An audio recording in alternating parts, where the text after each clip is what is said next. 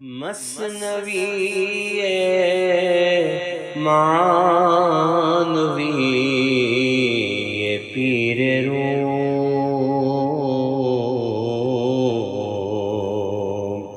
ہست گنج راز عرفان و علوم۔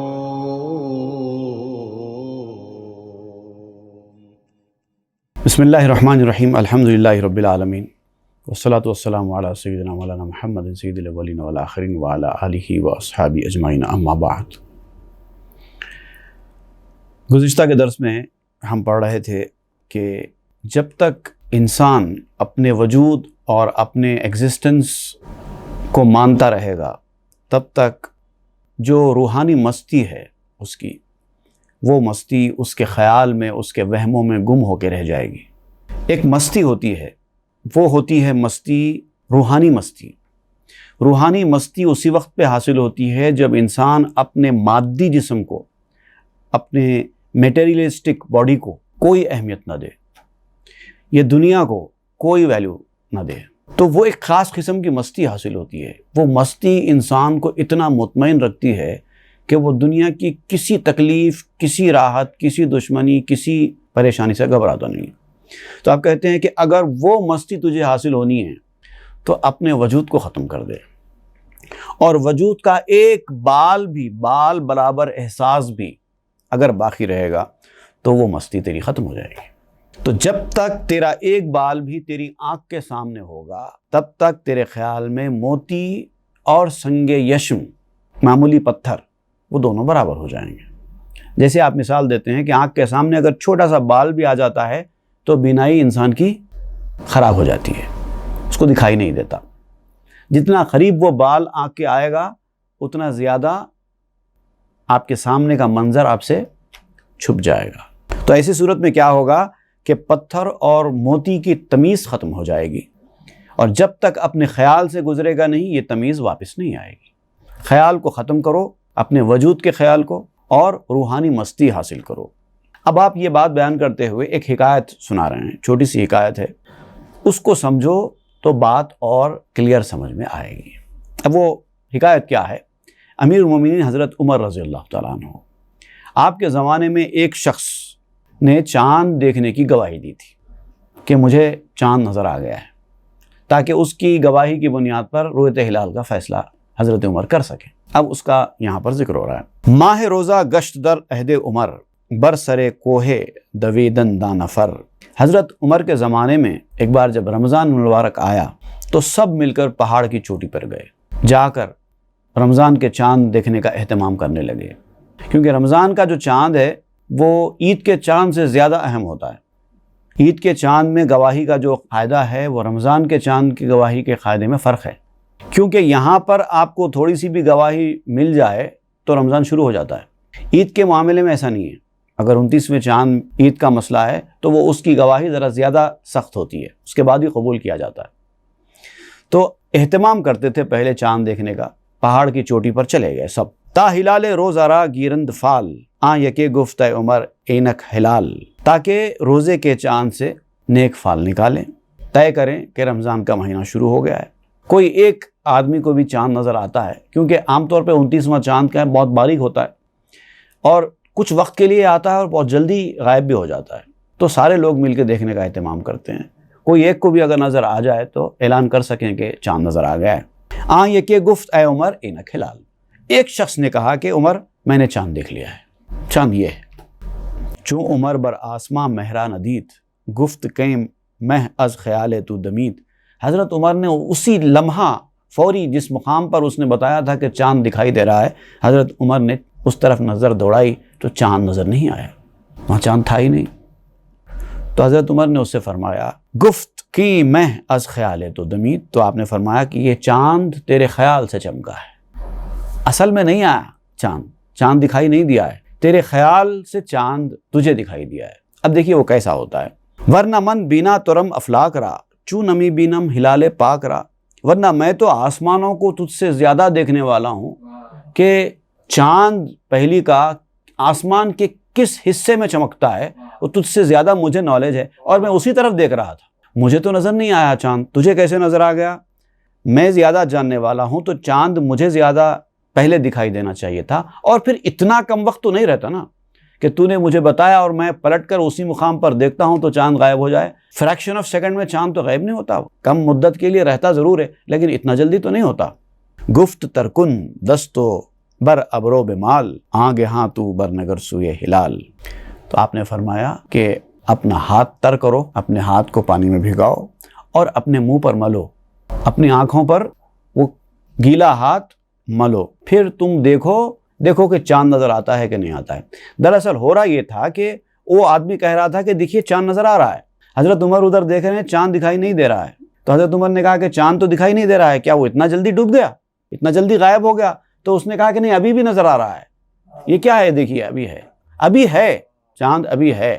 حضرت عمر دیکھ رہے ہیں تو چاند ہی نہیں ہے، تو آپ سمجھ گئے کہ اس کی آنکھوں کے سامنے ایک بال ہے جو روشنی پڑنے کی وجہ سے چاند کی طرح کے شیپ کا اس کو دکھائی دے رہا ہے، اور وہ سمجھ رہا ہے کہ آسمان پہ چاند نکلا ہے۔ تو حضرت عمر نے فرمایا کہ اپنا ہاتھ گیلا کرو اور اپنے منہ پہ سے مل لو، اس کے بعد اگر چاند نظر دکھائی دے تب دیکھیں گے کیا ہوتا ہے۔ چونکہ او ترکرد ابرو مہ ندید گفت اے شاہ نیست مہ شد ناپدید۔ جب اس نے اپنے ابرو کو، اپنے بہوں کو، اپنی آنکھوں کو تر کر لیا، گیلا کر لیا، تو اب چاند دکھائی نہیں دے رہا تھا۔ تب اس نے کہا کہ امیر المومنین چاند تو نہیں ہے، وہ تو غائب ہو گیا ہے۔ گفت آرے منہ ابرو شد کما سوئے تو افگند تیرے از گما۔ فرمایا تیرے بہوں کا جو بال ہے نا وہ آنکھوں کے سامنے جھک کر کمان بن گیا تھا، اس نے تیری جانب ایک گمان کا تیر چلا دیا۔ اب تیرا خیال اور تیرا گمان تجھے ایسا دکھا رہا تھا جیسے چاند نظر آ رہا ہے۔ چو یکے منہ کش شد از ابرو او شکل ماہ نو نمود آمور او۔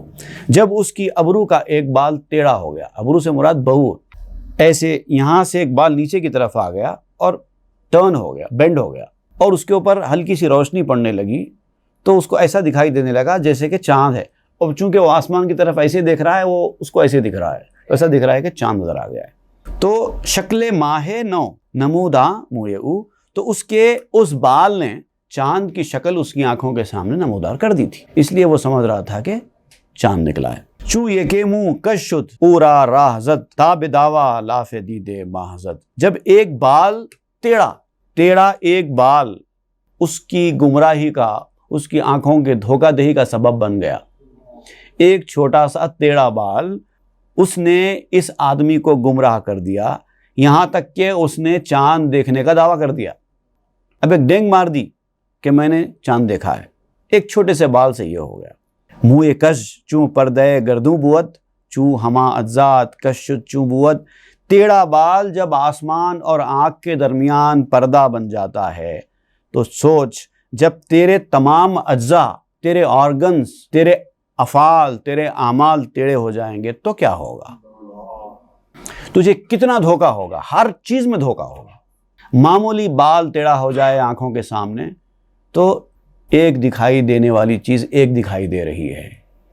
اب ہمارا معاملہ یہ ہے کہ ہم ہر چیز کو ایسے ہی دیکھ رہے ہیں اور ایسے ہی سمجھ رہے ہیں، جو ہم کو دکھائی دے رہا ہے وہی صحیح ہے، جو ہم کو ذہن میں جو بات آ رہی ہے وہی صحیح ہے، ہم جو سوچ رہے ہیں وہی صحیح ہے، ہم جو کر رہے ہیں وہی صحیح ہے، اور یہ غور نہیں کرتے کہ تمہاری آنکھوں کو دھوکہ ہو رہا ہے تمہارے اس ٹیڑھے پن کی وجہ سے۔ اب حضرت عمر تھے، آپ نے مسئلے کو پہچان لیا اور فرمایا کہ ذرا اپنا منہ دھو، سمجھ میں آئے گا۔ بہوں کو جب گیلا کر کے بال صحیح کر دیے جاتے ہیں تو وہ صحیح ہو گیا۔ راست کن اجزات را از راستاں سرمکش اے راست رو زاں آستاں۔ اب آپ کہتے ہیں کہ یہ جو ٹیڑھا پن ہے تیرے مزاج میں آ گیا ہے، تیرے افعال میں، اعمال میں آ گیا ہے، اور یہ ٹیڑھے پن کی وجہ سے تجھے حقیقت کے طرح نہیں دکھائی دے رہی ہیں، تو اس کا علاج یہ ہے کہ تو سیدھے راستے پر جو لوگ ہیں ان کے ذریعے اپنے اجزاء کو، اپنی غلطیوں کو، اپنی کج رویوں کو درست کر لے، سچوں کے ذریعے اپنے اجزاء سدھار لے۔ سرمکش اے راست رو زاں آستاں، اور اگر تجھے ایسا کوئی سچا رہنما مل جائے تو اے راستہ چلنے والے، اے سیدھا چلنے والے، یاد رکھ اس چوکھٹ سے سر نہیں ہٹانا۔ ہم ترازو را ترازو راست کرد، ہم ترازو را ترازو کاست کرد۔ ترازو ہی ترازو کو برابر کرتی ہے۔ اگر ترازو ہے اور ایک طرف پلڑا نیچے ہے، اس کو برابر کرنے کے لیے دوسرا پلڑا استعمال کرنا پڑتا ہے، تب جا کے دونوں برابر ہوں گے۔ ترازو ہی ترازو کو برابر کرتی ہے۔ اگر آپ کی ترازو میں ایک پلڑا نیچے ایک پلڑا اوپر ہو جائے اور آپ چاہتے ہیں کہ دونوں برابر برابر ہو جائیں، تو آپ کو دوسرے پلڑے میں کچھ ڈالنا ہوگا، اور اتنا ہی ڈالنا جتنا یہ دونوں برابر برابر ہو جائیں۔ تو یہ کہتے ہیں کہ ترازو ہی ترازو کو برابر کرتی ہے۔ ہم ترازو را ترازو کاست کرد، اور پھر ترازو ہی ترازو کو کم کرتی ہے۔ اب دونوں برابر برابر ہیں، ایک طرف سے آپ کچھ نکال لیجئے، دوسرا پلڑا خود بخود نیچے کی طرف چلا جاتا ہے۔ تو ترازو ہی ترازو کو کم کرتی ہے، ترازو ہی ترازو کو برابر کرتی ہے۔ تو انسان اگر ٹیڑھا ہو جائے، اوپر کی طرف چلا جائے، اکڑنے لگ جائے، حالانکہ اس کو برابر ہونا چاہیے لیکن وہ اوپر کی طرف ہو جائے، تو اس کا مطلب اس کا پلڑا ہلکا ہو گیا ہے، وہ انسان ہلکا ہو گیا، اسی لیے تو اوپر جا رہا ہے۔ جو انسان ہلکا ہوتا ہے نا، ہلکا، چھچورا، جو بھی آپ لفظ اس کے لیے استعمال کریں، وہ اوپر کی طرف چلا جاتا ہے، اور جو وزندار ہوتا ہے، جس کے اندر سب کچھ ہوتا ہے، وہ نیچے کی طرف آ جاتا ہے۔ جو نیچے کی طرف آ رہے ہیں سمجھ لو کہ وہ وزندار ہیں، جو اکڑ کر اوپر کی طرف جا رہے ہیں سمجھ لو کہ ان کے پاس کچھ نہیں ہے۔ تو آپ کہتے ہیں کہ ترازو ہی ترازو کو برابر کرتی ہے، ترازو ہی ترازو کو کم کرتی ہے۔ ہر کے با ناراستاں ہم سنگ شد، در کمی افتاد اخلش دنگ شد۔ جو گمراہ لوگوں کے ساتھ تلتا ہے، گمراہ لوگوں کے ساتھ تلتا ہے، وہ کمی میں مبتلا ہو جاتا ہے اور اس کی عقل ماری جاتی ہے۔ اب آپ دیکھو کہ آپ کا جو تول ہے وہ کس کے ساتھ ہو رہا ہے۔ اچھے لوگوں کے ساتھ اگر آپ کی تلنا ہو رہی ہے تو آپ کو یہ لگے گا کہ آپ تو ہلکے ہیں۔ اگر آپ اپنے آپ کی تلنا اچھے لوگوں کے ساتھ کریں گے تو آپ کو یہ لگا کہ آپ ہلکے ہیں، اور آپ کوشش کریں گے کہ اب میرے اندر کچھ وزن آئے تاکہ میرا ہلکا پن ختم ہو۔ لیکن آپ گمراہ لوگوں اور سرکش لوگوں کے ساتھ اپنے آپ کی تلنا کریں گے تو آپ تو اپنے آپ کو اچھا سمجھیں گے، ارے میں تو اس سے تو اچھا ہوں۔ یہ گمراہی ہے۔ تو یہ دیکھو کہ آپ اپنی تلنا کس کے ساتھ کر رہے ہیں۔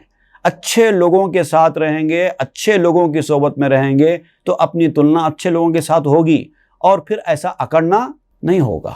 ہمیشہ یہ احساس قائم رہے گا کہ میں کچھ نہیں ہوں، میں تو ابھی بہت پیچھے ہوں، مجھے تو یہ اچیو کرنا ہے، مجھے تو یہ اچیو کرنا ہے، مجھے تو یہاں جانا ہے، مجھے تو وہ حاصل کرنا ہے، مجھے تو یہ بننا ہے، مجھے تو وہ بننا ہے، میں پیچھے ہوں پیچھے ہوں پیچھے ہوں۔ یہ جو احساس ہے انسان کو اکڑنے نہیں دیتا، اور پھر وہ کوشش کرتا ہے کہ اس کے اندر کچھ آتا جائے تاکہ وہ آہستہ آہستہ وزن اس کا بڑھے۔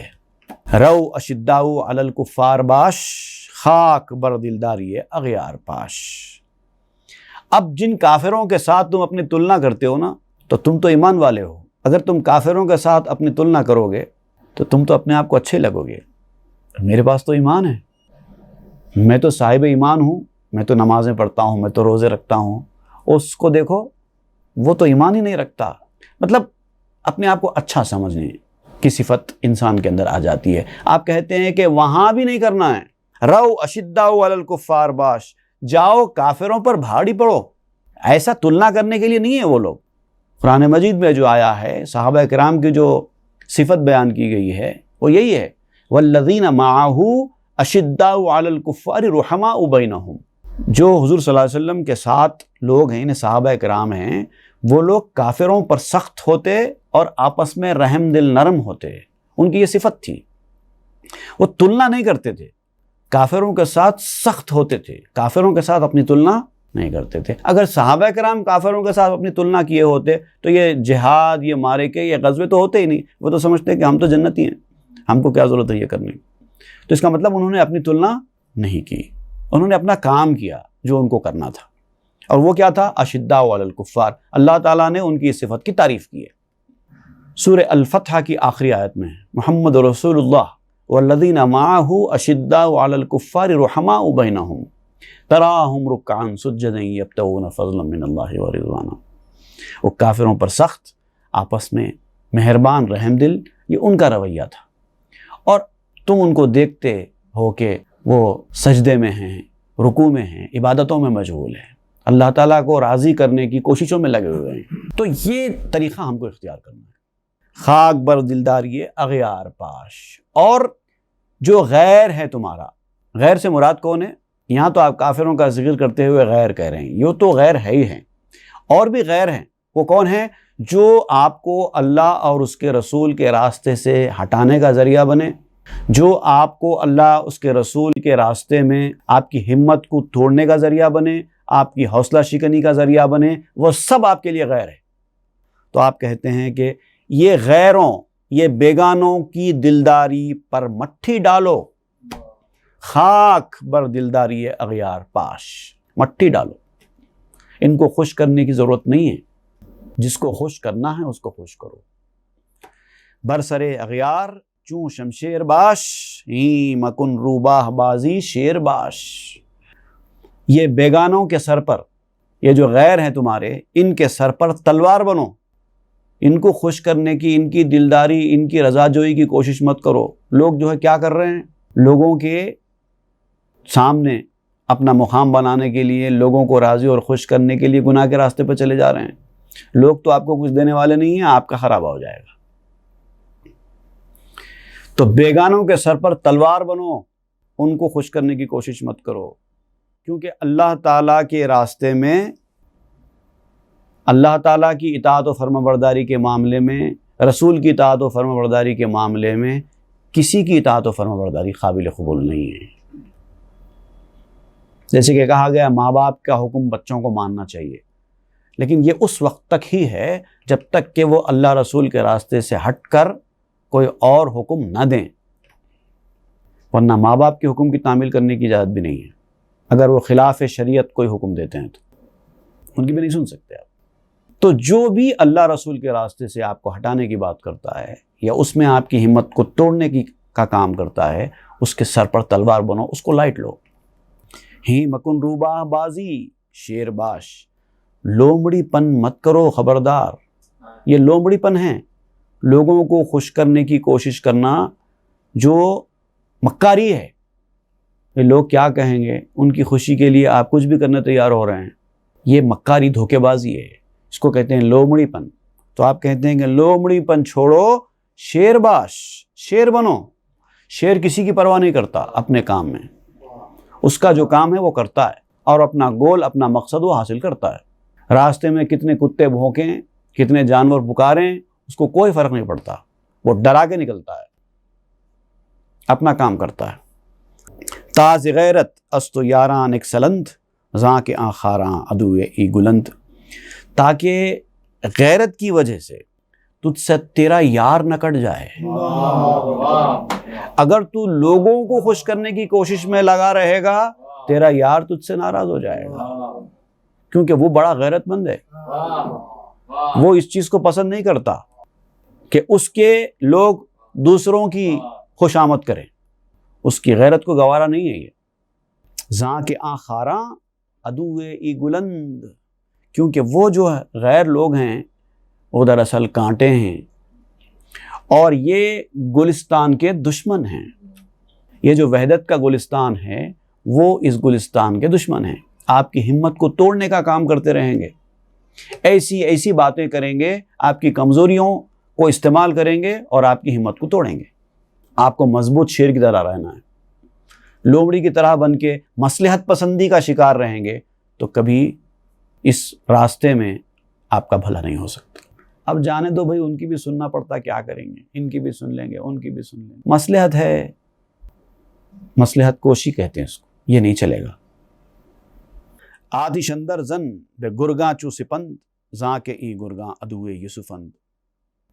کالے دانے کی طرح، جیسے کالے دانے ہوتے ہیں نا، جو دانہ سڑ جاتا ہے یا سوکھ جاتا ہے تو کالا ہو جاتا ہے۔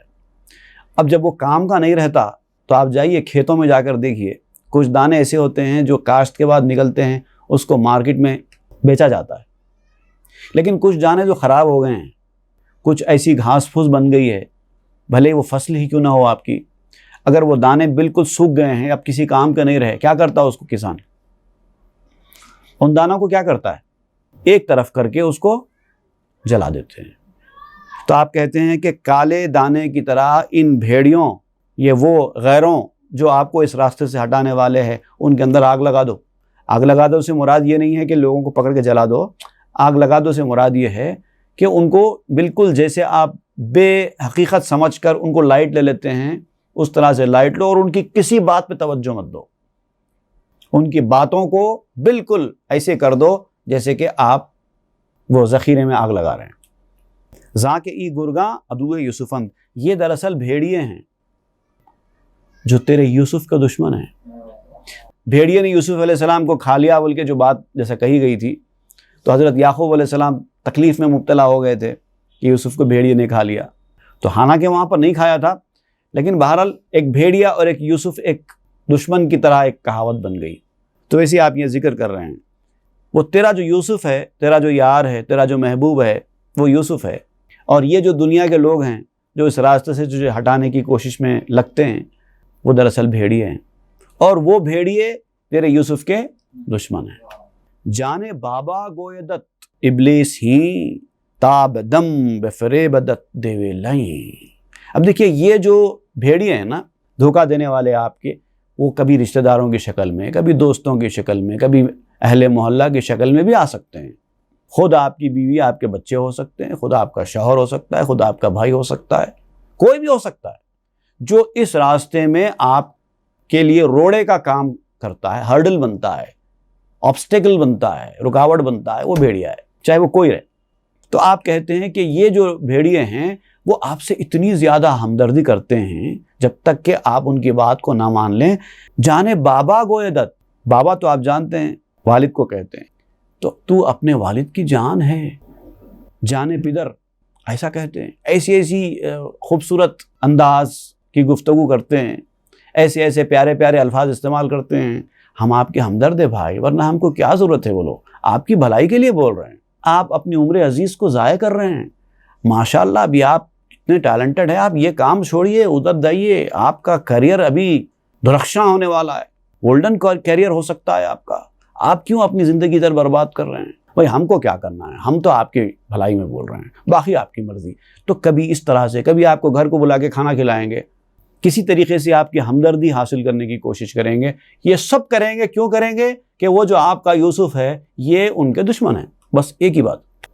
تابدم بفریبدت دیوے لئی، تاکہ ملعون شیطان ان کے ذریعے سے تجھے اپنے جال میں پھانس لے۔ یہ دراصل شیطان کے کارندے ہوتے ہیں۔ جب شیطان کی آپ نہیں سنتے نا، شیطان وسوسے ڈالتا ہے۔ کچھ لوگ تو وسوسوں پر ہی لبیک کہہ کر شیطان کی بات مان لیتے ہیں، لیکن کچھ لوگ شیطان کی بات کو سمجھ جاتے ہیں کہ بھئی یہ وسوسہ ہے، نہیں مانتے ہیں۔ تو اب شیطان کیا کرتا ہے؟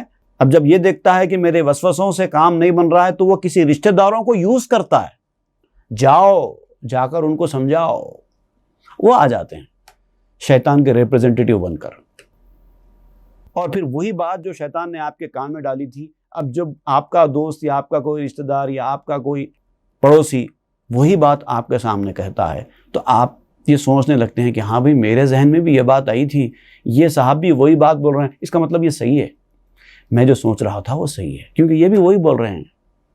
اب آپ کو تصدیق مل جاتی ہے کہ میں جو سوچ رہا تھا وہ صحیح ہے۔ یہ ہے شیطان کا فریب، اور یہ چاہتا ہے کہ کسی طریقے سے آپ اس کے چنگل میں پھنس جائیں۔ ای چنی تلبی سے بابا بات کرد، آدم میرا ای سیاہ رخ مات کرد۔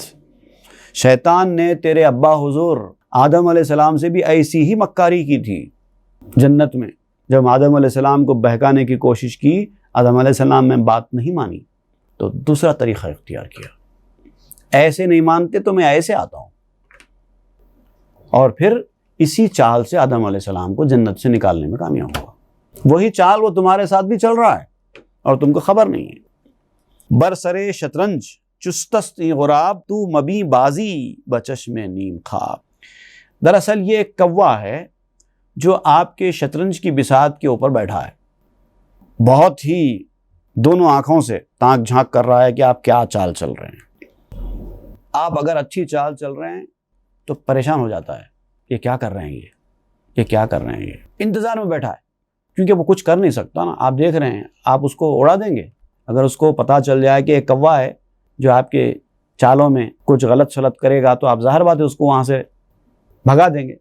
تو وہ تو نہیں چاہتا نا کہ اس کو بھگا دیا جائے. وہ خاموش دیکھ رہا ہے تماشا، یہ کیسا کھیل رہے ہیں، کیسا کھیل رہے ہیں. جیسے ہی تو مبیں بازی بچش میں نیم خواب، تو ایسے میں اونگتی آنکھ سے شطرنج مت کھیل. اگر ایک لمحے کے لیے بھی تو اونگ لیا تھا، اتنی دیر میں شیطان اپنا کام کر دے گا. ادھر کی نرد اٹھا کے ادھر، ادھر کی نرد اٹھا کے ادھر رکھ دیتا ہے. ہوشیار رہنا ہوگا، آنکھیں کھلی رکھنی ہوگی، موقع ملتے ہی وہ اپنا کام کر دیتا ہے. زاں کے فرضی بند ہاتھ دانت بسے، کہ بگیرت در گلو یا چوں خسے. فرضی کہتے ہیں وزیر کو، انگلش میں جو ہے اس کو کوئن کہتے ہیں نا. شطرنج میں ایک نرد ہوتی ہے جو بادشاہ کے بعد سب سے پاورفل ہوتی ہے، بلکہ بادشاہ سے زیادہ پاورفل ہے اگر شطرنج کی بساط کے اعتبار سے دیکھے، اس کے چالوں کے اعتبار سے دیکھے تو. لیکن چونکہ بادشاہ ہی ہوتا ہے، بادشاہ اگر گھر جائے تو سیدھا مات ہو جاتی ہے. تو کبھی کبھار کیا کرتا ہے وزیر، بادشاہ کو بچانے کے لیے کبھی اپنی قربانی بھی دیتا ہے، کیونکہ اصل چیز تو بادشاہ ہے. اور وزیر کو اختیار زیادہ ہے شطرنج میں. وہ لیفٹ بھی جا سکتا ہے، رائٹ بھی جا سکتا ہے، یہ ڈائریکشن میں بھی جا سکتا ہے، یہ ڈائریکشن بھی جا سکتا ہے، کراس بھی جا سکتا ہے. سوائے گھوڑے کی چال کے جو اڑی گھر ہوتی ہے، اس سے ہٹ کے باقی ہر چال وزیر چلتا ہے. اونٹ کی چال بھی چلتا ہے، ہاتھی کی چال بھی چلتا ہے. پاورز اس کے زیادہ ہوتے ہیں. اور سب سے کم پاور کی چیز ہوتی ہے شطرنج میں پیادہ، پیدل جس کو آپ کہتے ہیں. وہ بس ایک ہی گھر آگے بڑھتا ہے، بس اس سے زیادہ کچھ نہیں کر سکتا. زیادہ سے زیادہ یہ ہے کہ وہ ادھر سے ادھر پار کر جائے تو وہ پاورفل بنتا ہے. وہ بہت بات کی بات ہے، وہ سب کو ایسا موقع ملتا نہیں ہے. اور اس کے مارنے کا طریقہ لیفٹ پہ مارتا ہے، وہ سیدھا نہیں مار سکتا. اگر اس کے سامنے کوئی اور نرد آ کر بیٹھ جائے تو پیدل کچھ نہیں کر سکتا، پیدل کے جانے کا راستہ ہی بند. اگر کوئی اور نرد پیدل کے سامنے آ کر بیٹھ جائے تب وہ بیچارہ کچھ نہیں کر سکتا، ایک ہی جگہ بیٹھے رہنا بس. ہاں اگر کوئی کراس میں کوئی آ کر بیٹھے تو وہ مار کے نکل سکتا ہے، نہیں اگر کوئی نہیں بیٹھے تو پھر تو وہ کچھ نہیں کر سکتا، بیکار ہے. تو سب سے کم پاور کی چیز ہے پیدل، پیادہ. اب آپ کہتے ہیں زاں کے فرضی بند ہاتھ دانت بسے، لیکن یہ جو کوا ہے شیطان، یہ بہت سے ایسے چالوں کو جانتا ہے کہ کیسے وزیر کو گھیرے میں لیا جا سکتا ہے.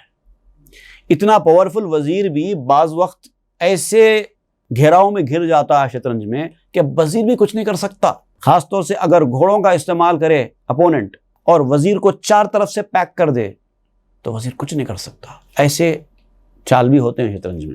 اتنا پاورفل ہونے کے بعد بھی وزیر کچھ نہیں کر سکتا.